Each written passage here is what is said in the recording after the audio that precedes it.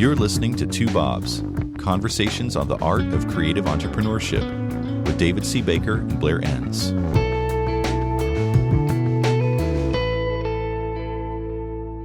David, I understand that today we're going to talk about one of my favorite topics, and that's personal branding. Why is it one of your favorite topics? Because you like to be front and center in all the spotlights, or what? That was me being facetious. Oh, okay. I have this aversion to the topic of personal branding, and I understand it's just me. I understand this is a real thing, and it deserves to be a real thing. I think I mentioned this previously on an earlier episode. I was at an event mixing with people afterwards, and I started a conversation with a woman, and I said, "What do you do?" And she said, "I do personal branding." And I just had a physical reaction, and I had to kind of take inventory of myself and what I was experiencing, and it led to a slightly awkward conversation that we got through because I confessed to her that I have a problem with this term. What is my problem with personal branding? Yeah, really. I'm honestly interested. Is it because you've tried and failed at it? Or Well, in preparation for this, I went back and listened to episode 1 of season 1 of one of yours and my favorite podcast, and that is Dexter Guff is Smarter Than You. Oh, yeah. And episode 1 is called You Don't Exist Without a Personal Brand. So his first guest is Steve Jobs, not that Steve Jobs, Right. but another guy named Steve Jobs. And Steve Jobs, who's written a book called My Brand is Bigger Than Your Brand, a 22-page book, drops on Dex Guff the 4 pillars of personal branding. Number 1, manufacture authenticity. Number 2, create envy. Number 3, flaunt success. And number 4, become a know-it-all. Now, with that setup, talk to me about why we are talking about personal branding here on Two Bobs. Yeah, I really appreciate all the support you've offered for this topic today. This is going to be so easy now. I was just on the Dexter Guff podcast where I had to play the straight guy, the consultant, and oh my goodness, I was laughing so hard. In fact, we had to do a retake for part of it because there was an audio drop for the studio in LA where the recording was being done. And so we had to start the thing over again. And we were having so much fun that the producer said, "Okay, guys, okay, stop it. We don't need any more. You're having too much fun." But anyway, so what am I supposed to say after that kind of an introduction? So why are we talking about personal branding, and why now? It's been around for a while. Yeah. Why is this something you feel we should be talking about now? Well, I think the world around us is a little bit more receptive to it. In fact, in some ways, the world actually will pay more appropriate attention to personal branding. And I'm not advocating anything sleazy or nasty. I want to manufacture authenticity. Of course. Right. But the world around us has said we don't trust institutions like we used to. And that's just a fact. We don't trust institutions. We do trust, to some extent, individual people. And so we have to humanize, to some degree, the firms that we're running because people want more authenticity. They want the real story. That's part of why that's happening. Another reason, and there's lots of little reasons, another is just the rise of what's called executive eminence, which is a terrible word, right? It's a terrible phrase. Deloitte coined that. There are actually entire graduate programs on executive eminence. You can look those up. And it just brings to the surface this expectation that leaders who are running not just firms like those that are listening to us, but other professional service firms as well.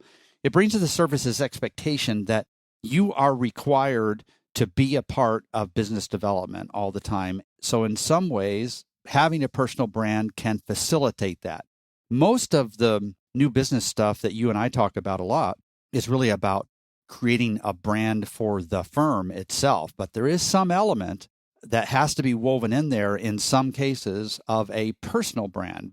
Nobody's going to invite a firm to be on the Today Show or to speak at a conference or, whatever. It's going to be a person. A firm can't write a book. So it's not right for everybody, for sure. But some of our listeners are already doing this or are at the cusp of wanting to do this and want to just think a little bit more about it. So it seemed like a topic worth covering anyway. Do you think it would be appropriate that when you and I speak from now on, you refer to me as your eminence. What is executive eminence? I mean, part of me thinks, ooh, executive eminence, that sounds really cool. And then 2 seconds later, you think, this is the most highfalutin, bullshitty term I've ever heard. It makes personal branding sound good. What is it? Well, it's just about creating a more notable, visible profile for individual executives. And it really is a crime to have named it that. But that's all it is. It's just simply creating a higher level prominence for specific individuals at firms. We know who the CEO is of a lot of Fortune 100 companies, and we know them by name, and we associate something about that person with that company. And so I think through the back door, PR people especially have realized that unless we pay attention to the individual's brand and what people think of that individual, we're never going to do an effective job of positioning this company well, too. So there's all kinds of little things that have come forward. I'm not necessarily super in favor of it, except in a few instances, but we have to just recognize that we operate in a world where there's going to be this overlap between a company and the person who's running the company, and that's where personal branding can be useful. That makes a lot of sense, and I can envision scenarios where it makes more sense to kind of invest in this idea of a personal brand. And I can also envision some scenarios where you're asking for trouble. Let's get into both of those. Yeah. Of those listening, who do you think it makes the most sense to pay closest attention and maybe apply this thinking to their situation? Well, leading that list for me would be the principal of a small firm who is comfortable with what comes with the requirements that come with personal branding. So that seems like kind of a no-brainer. So you have a small, it's probably going to tend to be more of an advisory firm as opposed to an implementation firm. And this person is comfortable with what that requires, whether it's writing or speaking or just one or the other. It could be both, I guess. And you're not leaving a lot of other people out by creating this personal brand. And the other people at the firm aren't worried about one person having more notoriety than other people. That'd be the first obvious one to me. So I'm imagining somebody starting out their firm in the early days. There's not much distinction, if any, between their personal brand and the brand of the firm that they want to create. So I'm imagining, let's just speed up time here. Somebody launches a firm and endeavors to build their personal brand while building the brand of the firm, and maybe they see them as kind of similar, as essentially the same thing. But as the firm grows and more people are added, I would imagine there becomes this need to separate the two brands. And as the principal ages and starts to think about selling, doesn't the personal brand become a problem as too much of the equity is tied up in the individual rather than the firm? Well, yes, unless it's a big firm and whoever's buying this place realizes that this is one person out of 100. And during the earnout period, this automatically assumes that we're going to cast this principal's role during the earnout as still being out there in the public and raising awareness of now the bigger mothership that bought the firm. So in that case, it isn't a problem. It can be a problem, though, for sure. If so much of the business is tied up to one person, then, what happens when that person's branding sort of fades or goes in a different direction? It also is difficult to attract other key people to the firm who are almost always operating in the shadow of this person who's more well-known, for sure. So it's not an automatic great solution for things. It's just an option to think about. I could see if a principal of a firm, let's say a partner or one of the principals in the firm, has a large personal brand and it comes time to sell either the company or their shares, I would imagine there would have to be some sort of discount built into the multiple because of so much equity tied up in that individual. And I think you kind of alluded to that in saying in the earnout period, one of the goals would be to essentially transfer that equity from the personal brand to the firm, which implies that the bigger your personal brand, you tell me if I'm getting this wrong, the bigger your personal brand on exit, if you're trying to sell or sell your shares, becomes less likely that you're going to be able to leave immediately. Right. The requirement to earn out is going to be there over time as you transfer that equity from the individual to the firm. Yes, absolutely true. Unless you're a firm above, say, 80, 100 people, then it doesn't really matter all that much. That's not really why they bought you. That's probably why they heard about you, but not why they bought you. But yeah, for sure, the bigger your personal brand, the more important, the more frequently the buyer is going to transfer some of their risk so that you don't get all your money unless you stay around and keep blowing that trumpet for them over the next 2 to 3 years, typically. Okay. When else does it make sense to consider elevating the personal brand? I've seen it work really well in firms, whether big or small, where there are multiple partners and people settle into a comfortable role. One of them might settle into being sort of the managing partner who stays back at the office and manages the firm on a day-to-day basis. And somebody else may be really bad at that. And it's in their firm's best interest that they be out on the streets sort of talking all the time, drawing attention to the firm. And I don't see resentment building over that. People just realize, oh, listen, I wouldn't want to be the managing partner. The managing partner is saying, goodness, I would not want to be doing what that person does. I wouldn't want to be on the road. I wouldn't want to be in front of people. So that can work really well. And ideally, as we've talked many times, the best partnerships are built around the idea that the roles are very different for each principal. So we just recognize that one of the principals is much better at that. So that would make a lot of sense in that case. And in the broader professional firm arena where there are multiple partners, you typically have the rainmaker partner. And often an element of that rainmaking is elevated personal profile or personal brand. Okay, so personal branding makes sense or seems to make sense in small firms where it's largely about just one person anyway, and in really large firms of multiple partners where it's logical for one to focus. Where else?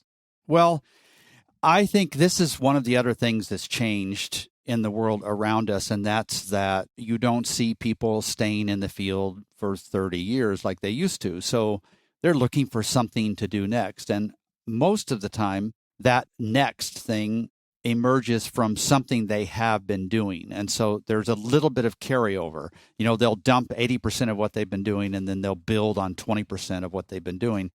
And so they recognize that there's going to be another business life after this firm. To ease that transition, I'm going to build a personal brand, and there's nothing about that that can hurt me. It'll help me get a better job. It'll help me find work with another big firm. It'll help me teach, you know, wherever you're headed. And I've seen some really strange things where people have moved to another field. Wherever I'm headed, anything I do now will help. You see people who are even laid off now who are looking for work, and they write an ebook because they have the time and they figure it'll help them in their job search. It's just part of what it takes to sort of get noticed in the world. And because people are changing careers more often, it makes more sense to have one eye on how to build their personal brand beyond their current corporate role at whatever firm they are. If you put your agency principal hat on and you imagine you are hiring for an important position and you're reviewing candidates and you're looking at people's profiles on LinkedIn, I can imagine where a strong personal brand would be A, be impressive, but B, also be the opposite of that and maybe perhaps dissuade you from hiring somebody with too strong a personal brand. Do you know what I mean? I do, exactly. Yeah, and I've seen examples of both of those. I've got multiple clients where both of those cases are true. So a client who has an employee who's a really respected, great team member who's written 2 books, and the company, you know, supported that effort, and that employee has never tried to use that as leverage against the firm. It's helped the firm. It's helped this author. He's done a great job on both fronts. And then I've also seen cases where it's blown up in your faces. So you see somebody who comes to you with a personal brand, and the agency decides, we're going to start a podcast. Well, Lisa had her own podcast. Maybe she should be the host. And Lisa does this and spends way too much time on the podcast and has all these fantastic guests. And then, 15 months later, this is all hypothetical. I'm not thinking of a specific case, although some of the specifics I've seen. But 15 months later, you look around and say, you know what? We're not really getting any benefit from this, but we do see Lisa's name getting mentioned a lot. And then Lisa begins to use this as leverage in pay negotiations and so on. And then Lisa leaves at some point.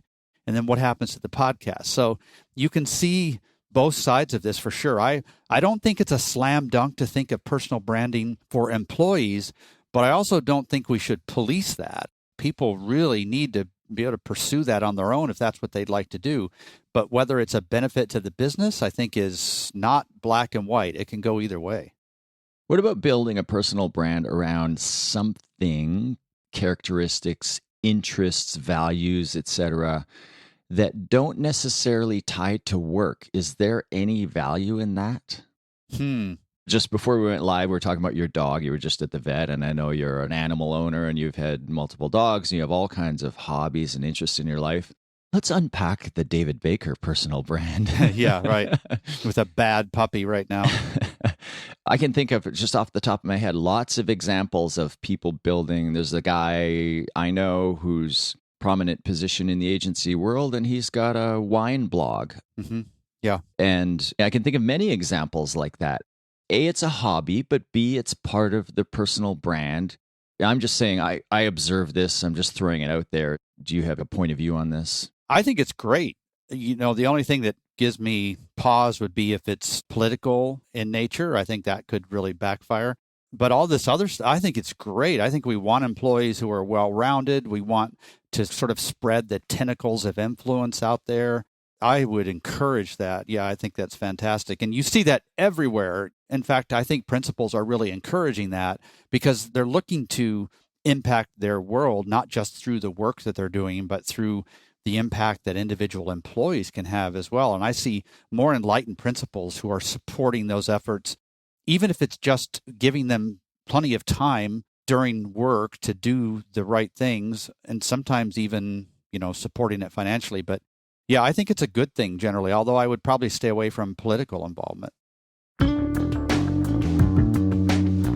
You're listening to Two Bobs, conversations on the art of creative entrepreneurship.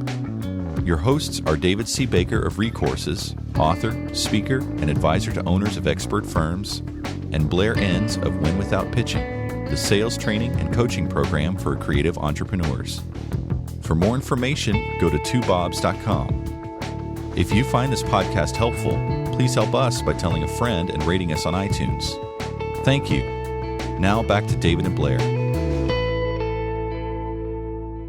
As you're talking about all of this and politics, I'm thinking of politics because politics are tribal, but other things are tribal as well. And I'm thinking of my own personal example of I am an avid supporter of the Liverpool Football Club, champions of Europe for the 6th time. Yeah. But I almost never say, I don't tweet stuff about Liverpool unless I just can't stand it. Something like very rare. I don't talk about it publicly, although I'm doing it now. Yeah. And the reason I don't is in the UK, especially among older generations, football, as we would call soccer, is very tribal. Yeah. And I remember some conversations I found myself in Manchester and Liverpool. I don't want to alienate those Manchester United supporters. And I don't have this tribal, because there's this strong tribalism, especially when you go back generations. So I often think, I'd love to be able to tweet about this. I'd love to be able to talk about it. Should it be part of my personal brand? I've got a photo of Kenny Dalglish behind me. I've got a "This is Anfield" sign in my house that I touch every morning as I walk by it. It's mounted in my stairwell.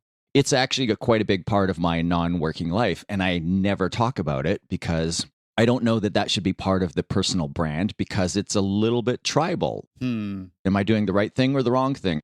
If I open up more about myself personally, am I building some sort of advantage? Am I building a deeper connection? That's one question. On the other side, do I risk alienating people if I open up those kind of personal aspects? I thought about stepping in and stopping you, but I thought, no, this is great. He is hanging himself in front of the entire world as a Man City fan. Well, I don't think that's going to be a problem in any case.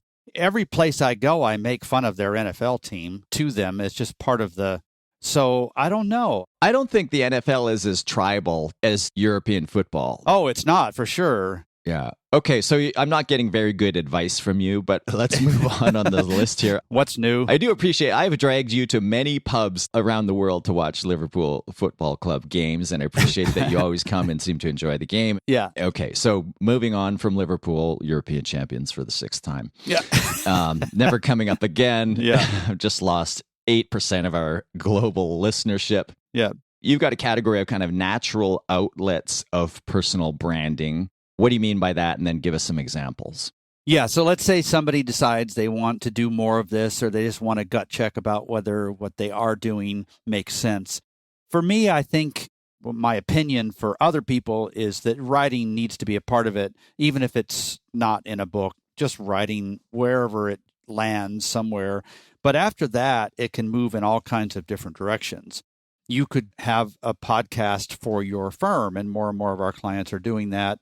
You could decide to launch your career as a podcast guest. I've written a 5,500-word article on exactly how to do that, all the equipment, which of the 5 firms you might hire to represent you. It's like $600-700 a month.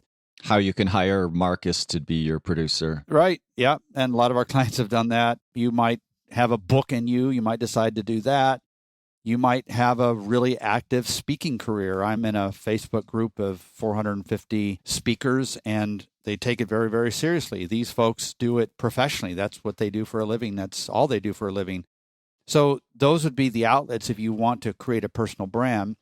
There are all kinds of other really great lead gen activities that your firm could do that have nothing to do with personal branding. Just because I don't want people to leave this podcast thinking that, oh, I need to get to work and do that, because I don't think that's the case at all. You could have your own event. You could have an annual research report.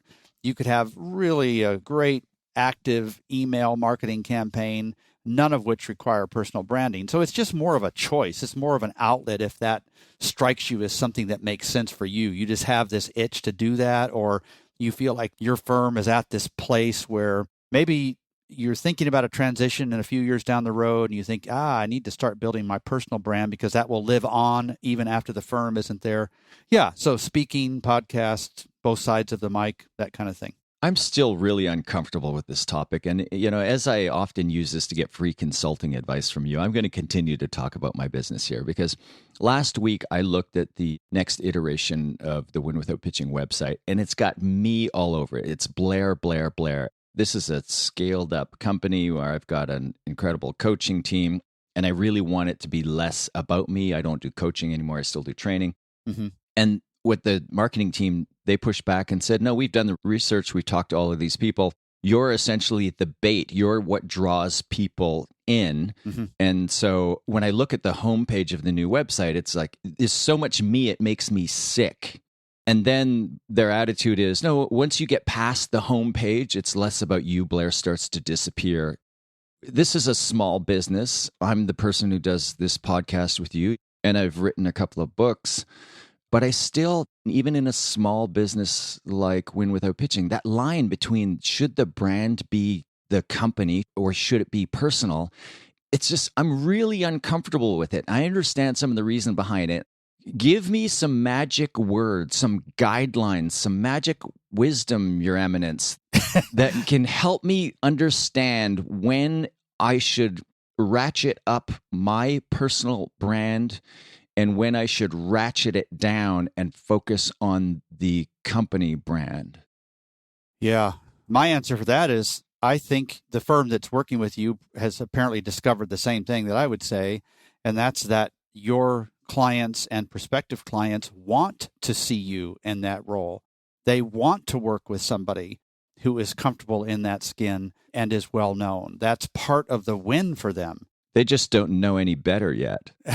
But there are people who are really good at personal branding who turn out to be assholes. We're not talking about that. We're talking about people who are good at personal branding who, when you meet them and speak with them, they're humble and funny and irreverent like you are. I went through this change about a year and a half ago. I was working with the Newfangled folks and wanted to step away from the company brand. It was such a joke anyway. It was just me, and it felt like I was using the royal we everywhere. And I'm still uncomfortable with the front page of my website, which is me sitting on a stupid stool, right? But why do I run away from that? I think your clients want you to be in that role, and you'll just have to accept it. Now, so I'm thinking of your website because, as you point out, you used to trade on the business name Recourses, and it was recourses.com. Now it's just David C. Baker, davidcbaker.com. I think in your case, that makes sense. But it also, when you made that shift, it told me that you have no intention of ever selling your business, correct? Right. Okay. And if you were reserving the right to sell it, now you said right a little tentatively there. Are there some plans that you want to share with the audience? Well, I was going to sell it, but then you told me that I could never sell it. So I said, oh, shoot, that changes all my plans. Yeah. And then so you launched. So I think in your case, as a solopreneur, it makes sense where you're essentially kind of, I wouldn't say hiding, but putting up this facade of, even facade isn't, I don't mean it as disrespectfully as it sounds, but you're putting forward this image of Recourses and this kind of larger entity. It really is just you. Everybody who has gotten, some exposure to you knows it's just you. And you've just said, okay, it's just me. And now I love that photo of you on your website. I think you've manufactured authenticity quite well. Pillar number 1 of personal branding. I look at it and I think it's a great photo of you. It's very genuine. It's very authentic. So I think it's perfectly appropriate in your situation. I have, a few staff and growing, and I question whether or not I should do that. What does Shannon think of this? Shannon's our director of coaching and a member of our executive team. I think she's all for it. I think she understands it. But the irony is people are perhaps attracted to the business through getting exposure to me. And then they very quickly realize that her and her coaching team are far better at this than I am. Yeah. So I think she's okay with it. Now, enough about you and me. I'm thinking of other examples. I was looking at a website yesterday. Somebody who serves the creative firm space as well. Got a pretty decent looking business from the outside. I don't know the details on the inside, but the personal branding element really kind of set me off. I have this line. It's like, I'm never going to Instagram my life for gain. I'm not on Instagram. You know what I mean by that? Yeah. And the world breathes a sigh of relief to hear you promise that. That's great. But I've had so many branding people say, they come to Caslo and go, well, like, this is incredible. You should show off your life. Like you in a kayak, you like all of this stuff. And I think there's something in the pit of my stomach that just turns. I know a guy, you've met him as well, and he runs a very successful business in another part of the world, and he did a complete pivot to going from like enterprise sales, selling to enterprises, to essentially selling to individuals. And he said, I'm going to build this personal brand that's really about me. Look at the life I lead. You can have my life if you just kind of follow my formula. Oh, yeah. And I was having that knot in my stomach. And he acknowledged it, and I won't say his name here, but he said, yeah, the whole brand is love his name, hate his name. Mm-hmm. And I thought, okay, at least he acknowledges what he's doing. That does not feel like showing off your authentically manufactured life. Look how great my life is. That just does not feel real. It just makes me sick. Yeah, I should have found somebody else to interview me on this topic, obviously. But don't you think people want to go to dinner with you? What do they want to talk about at dinner? They want to know a little bit about your personal life. It just gives them a bigger context. I'm not talking about manufacturing anything. I'm just talking about presenting yourself as a person and being a little bit more public about it, because that's what consumers are more comfortable with now. They don't trust companies. They trust people. And so part of deciding to work with a firm like ours, I don't mean a publicly traded firm, I mean a firm like ours, is to know something about the people. And I don't know, what's the percentage of our listeners who should be more intentional about personal branding? So get a number in your head and let's compare. I'm going to say about 20% of them. Yeah, I had 15. Yeah. But again, there's my bias against, and maybe it should be higher as I think through it. If I'm coming to terms with the reasons why this topic is uncomfortable for me, it's this idea of kind of showing off success, flaunting success, the third pillar of personal branding, according to Steve Jobs. And I think that's why I'm not on Instagram. To me, it's all so fake. I tweeted a quote this morning from on the day of this recording. We're recording this on July 11th from Dexter Guff's podcast that dropped today. Instagram is the world's largest database for authenticity. And I think that line, which is so funny, because if you haven't discerned already, this is a parody podcast. It's hilarious. That line just captures everything that I feel is wrong about personal branding. and like showing off your personal life. For people like you and I who sell kind of ideas and advice, and our clients are in the ideas and advice business too, the notion of look at my life, you can have that life too, just drives me batshit crazy. I want to go running in the other direction as soon as I get some exposure to look at how great my life is. Mm-hmm. So on one hand, that's what I'm repulsed by. On the other hand, you asked me, I go to dinner with a client, what do they want to know about? And I'm thinking, well, what do I want to talk about with my client? I don't want to talk about their business. Right. You always find something interesting about somebody, about their personal life. And at dinner, you want to have that conversation about their personal interests. So I think it's a fine line between, bubbling up those genuine, legitimate things that make you somebody personally interesting and compelling, and communicating those things so that you can get an essence of the person without bragging, without showing off, without always putting the best face forward. Right. You can make fun of yourself, which is a part of that, right? I say this phrase frequently, and I say, you need to be human, but just barely. Yeah. And that's what I mean. It's putting a personal context on things and not an Instagram life. That's not what I'm talking about. So I was listening to Tyler Cohen the other day, an economist. I think you know of him for sure. You may have heard of some of his podcasts. Anyway, I was listening, and he made a comment during the interview about how much he loves wine and how much he loves discovering little unknown restaurants in other countries. Oh, that's interesting. But that's not personal branding to me. That's just him being an authentic human that helps me put something in context. But Tyler Cohen or Russ Roberts, another economist, they do have personal brands. And if we recognize that people do have personal brands, then let's pay attention to being a little bit more intentional about them. Okay. Unconvinced, I can tell. No, I feel like I'm making progress in this therapy, and I thank you very much for that. The check's in the mail. Are there any special cases that you want to talk about, or have we already talked about the employee who wants to build a personal brand? Should the principal support this or even pay for it? Yeah, that's a tough one. I think you have to just rely on your instincts. Is this a good person? Will it have some either business benefit, or will it help them in their life, even if it has no personal benefit? At least I don't know how I could craft specific guidelines for this. Is just think carefully about what's going to happen when you stop it, or when you start those kinds of things, put boundaries around them, or even some time guidelines. So yeah, let's do that. Let's do it for 6 months, or let's do it for 2 years or something, so that you don't end up having a really awkward situation down the road. So I think it's not an automatic slam dunk when you're talking about a key employee as opposed to a principal. Gotcha.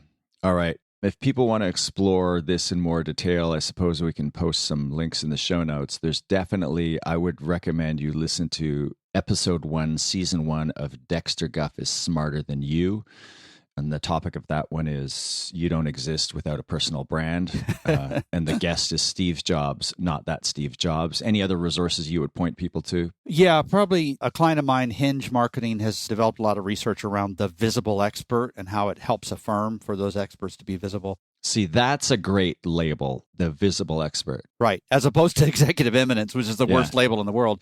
And then Dorie Clark, D-O-R-I-E, DorieClark.com, is really good at helping people who don't necessarily know how to do it. It's not really for advanced work in this space, but if you are more near the beginning of this, her course is really good on that, so DorieClark.com. Okay. Great. Well, I think I've made some progress on the subject of personal branding. So thank you for the free consulting, David. We'll talk to you next time. Yeah. Thanks, Blair. Thank you for listening to Two Bobs with David C. Baker and Blair Enns.